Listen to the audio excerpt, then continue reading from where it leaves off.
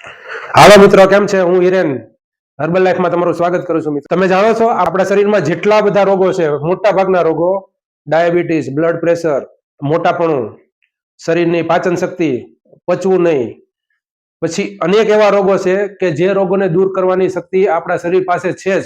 આપણું શરીર કેટલું અદ્ભુત છે, આપણું શરીર કેટલું શક્તિશાળી છે કે આવા બધા નાના નાના રોગ છે એ પોતે પોતે દૂર કરી શકવાની એનામાં શક્તિ છે. ભગવાને આપણા શરીરમાં એવી બધી શક્તિ લઈને આપણને દુનિયા પર મોકલ્યા છે મિત્રો, કે તમે જો આપણા શરીરમાં કોઈ પણ જગ્યાએ જે બ્લોકેજ હોય, જે ખાવાનું ખાય છે, જે ચરબી જામે છે, આપણા બ્લોકેજ આપણી નળીમાં, એ નળીના જે ફેટ હોય એ ફેટના સેલને ખાવાની શક્તિ આપી છે. અને આપણું આયુર્વેદ છે, આપણું પ્રાચીન પૂર્વજો છે, એ કેટલું બધું એડવાન્સ વિચારતા હતા. માંદા ન પડીએ ત્યારે એ માટે આપણું જે જીવન છે, આપણા જીવનને એને ધર્મ સાથે જોડી લીધું, કે જેથી કરીને આપણે જે ફાસ્ટ રાખીએ છીએ, જે આપણે ઉપવાસ કરીએ છીએ, જેને લીધે આપણી જે શરીરની ઇમ્યુન સિસ્ટમ વધી જાય અને શરીરની રોગ પ્રતિકાર શક્તિ વધી જાય. આને જો તમારે વૈજ્ઞાનિક રીતે જોવું હોય છે, જાપાનનો વૈજ્ઞાનિક યોશિનેરી ઓસુમી નામનો વૈજ્ઞાનિક છે, જે ઇન્સ્ટિટ્યૂટ ઓફ ટેકનોલોજી બાયોટેકનોલોજીમાં એ જાપાનમાં એ સેલ બાયોલોજીસ્ટ તરીકે કામ કરતો હતો. અને એને આ સિસ્ટમ બહાર પાડી કે એને જોયું કે આપણા સેલના જે કોષ હોય છે, એ સેલમાં લાઇસોઝોમ નામનું તત્વ આવે છે, કોષ આવે છે. આ લાઇસોઝોમમાં એને 50 થી ઉપરાંતના એવા જે રોગો સામે લડી શકવાના કોષો જોયા.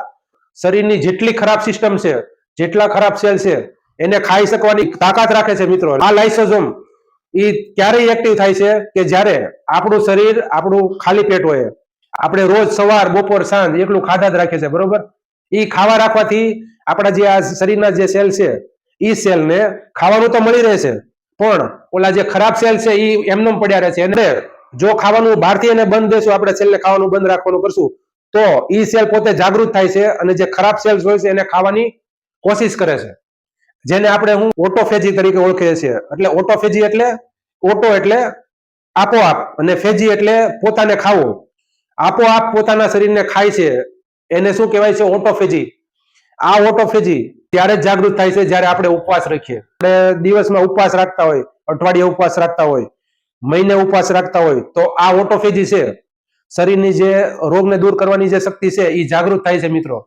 ઉપવાસ કરવાનું આ જ તે કારણ છે કે આપણા શરીરની ઇમ્યુન સિસ્ટમ વધી જાય. ધારો કે સફરજન ખાય તો આ સફરજનને પચતા આપણે મિનિમમ અડધી થી 1 કલાક જેવું લાગે છે. અનાજને પચવા માટે તમારે 8 થી 9 કલાક લાગે છે. દાળ આવી જાય, ચાવલ આવી જાય, ઘઉં આવી જાય, આવી બધી જ જે અનાજ છે તેને પચવામાં 8 થી 9 કલાક જેવો સમય લાગે છે. તો વેજીટેબલ, જે કાચા વેજીટેબલ છે, રો વેજીટેબલ છે, સલાડ, આ સલાડને પચવા માટે તમારે મિનિમમ 2 થી 3 કલાક જેવો સમય લાગે છે. હેવી ખોરાક જેમ કે આ માંસ છે, મટન છે, એ બધા ખોરાકને પાચન થવા માટે તો 12 થી 14 કલાક 16 કલાક જેવું લાગે છે. અનાજ તમે જે ખાવશો, રોજ તમે ભાખરી ચા ખાવશો, સવારે નાસ્તો કરો, બરોબર છે? સવારે તમે 9 વાગે તમે નાસ્તો કરી લેશો, ભાખરી ને ચા. હવે આ અનાજને પચવામાં લાગતો સમય કેટલો? 8 કલાકનો છે. હવે તમે સવારનો નાસ્તો કરો ને 12 વાગે તમે ફરીવાર તમે રોટલી ખાવશો, ભાખરી ખાવશો, તો ક્યાં આ વસ્તુ મેળ પડે છે મિત્રો? સવારનું તમારે પાચન નથી થતું, એવું તો તમે બપોરનું ખાવશો. હવે બપોરનું માંડ તમે પાચન શક્તિ, પાચન પૂરું થયું હોય, તમે ખાધું હોય, ત્યાં તો તમે 2 વાગ્યા પછી તો તમે સીધું 8 થી 9 વાગે તો તમે ફરીવાર તમે રાતનું ખાવાનું ખાવશો. હવે શરીરને તમારો એ સમય જ નથી મળતો, જે ખરેખર જે ખાવાનો જે ફૂડ હોય, હરેક ફૂડને એનો સમય હોય છે પચવાનો, એનું તો કોઈ નિયમોનું પાલન જ નથી થતું, જેના લીધે આપણું શરીર એટલું બધું થાકી જાય છે. એનો બધો સમય આપણા ખાવાનું પચાવવામાં જાય છે મિત્રો. તમે જે સવારે બપોરે સાંજે જે બધું ખાધે રાખો છો, પેટમાં ઉરે રાખો છો, આ વસ્તુને એ શરીર આખો દી એમાં જ જાય છે, પચાવવામાં જ જાય છે. એને આપણી શરીરની કોઈ સિસ્ટમને ઠીક કરવા માટે સમય નથી મળતો મિત્રો, કે જેથી કરીને એ આપણા શરીરને આપણા શરીરમાંથી ખરાબ સેલ, આપણા શરીરમાંથી અનવોન્ટેડ એવા બધા જે મિનરલ્સ છે, એ બધાને એ દૂર કરી શકે. આ વસ્તુને ઓટોફેજીને તમારે જાગૃત કરવી હોય તો તમારે ફાસ્ટ કે તમારે ઉપવાસ કરવો જ જરૂરી છે, કે જેથી કરીને આપણે મોટા ભાગના રોગ ન થાય. તો તમે ખાવામાં એવી રીતનો ગેપ રાખો. કઈ રીતના ગેપ રાખો? સવારે તમે જે ખાવ છો, સવારે નાસ્તો કરો છો, તો એ એકદમ હળવો નાસ્તો કરો, તમે લિક્વિડ સ્વરૂપે કરો. પછી જે બપોરે તમે ખાવ છો 12, 1 કે 2 વાગે, તો ચાલો તેમાંય પણ માની લીધું કે હાલો બપોરે તમારે જરૂર હોય, ખાવાની જરૂર હોય, બરોબર છે. પણ પછી તમે સાંજે આ વસ્તુ ન ખાવ. તમે સાંજે ધારો કે તમે 3 વાર ખાતા હોય, તો તમે રાતના જે છે તમે રાતના 6 વાગ્યા પહેલા તમે ખાઈ લો. 7 વાગ્યા પહેલા તો તમારે ખાઈ જ લેવું પડે, જેથી કરીને તમને રાતના તમે જ્યારે સુવો છો એની પહેલા તમને સમય રહે પચવાનો. તમે એકવાર તમે સુઈ ગયા, રાતના તમે ખાઈને તમે સુઈ ગયા સાંજે, પછી તમને હલવાનો મોકો નથી મળતો કે તમારા પેટમાં જે શરીરમાં જે ખાવાનું છે એમનું એમ પડ્યું રહેશે, જેને લીધે કાંઈ પચતું નથી.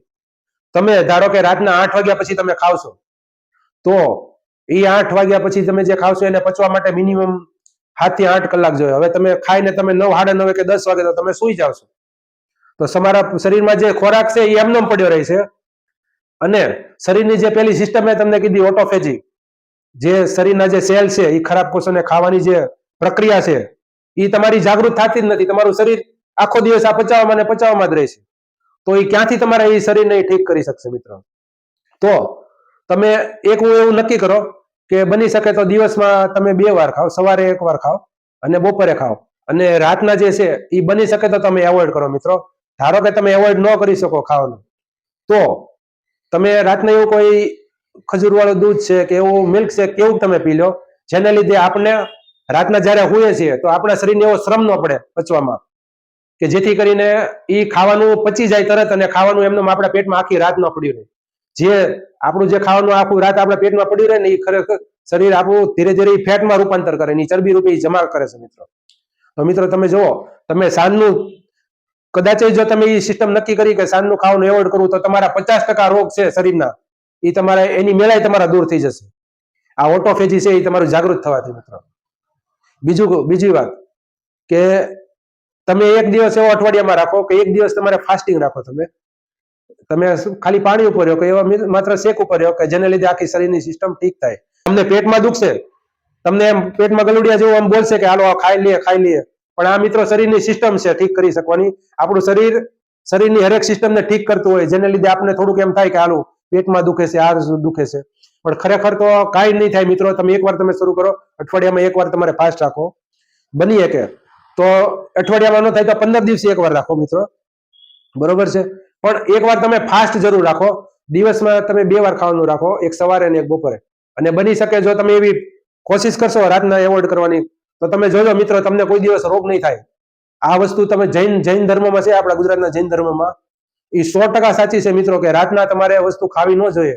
રાતના જે વસ્તુ છે એ કોઈ દી પચતી નથી તમારા, અને શરીરમાં ફેટ રૂપે જમા થાય છે. જો તમારે સારું કરવું હોય તો તમે જે 3 વાર ખાવશો એ તમારે 2 વાર તમે કરી નાખો, જેને લીધે તમારું શરીર હંમેશને માટે સ્વસ્થ રહેશે.